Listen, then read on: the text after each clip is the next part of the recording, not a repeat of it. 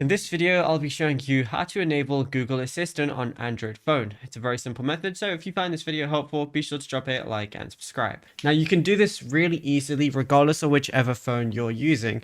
And this is going to be really useful because you're not going to have to go to a certain application to use like the assistant or anything like that. So what you want to do is go over to your Google folder and you can just go to the Google app or Google Chrome. I'll just be using the Google app right here.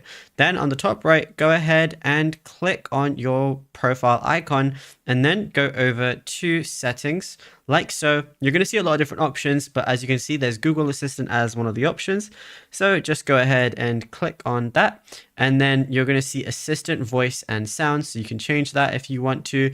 There's going to be a lot of different things that you're going to be able to change. And also the cool thing is you're going to be able to choose from Gemini and Google Assistant. So you can use whichever one you want. So if you want to use Google Assistant, just go ahead and switch to that. And if you want to obviously use Gemini, you can just switch to that as well. Just keep in mind that Gemini is obviously the newer one. It's the more advanced one as well.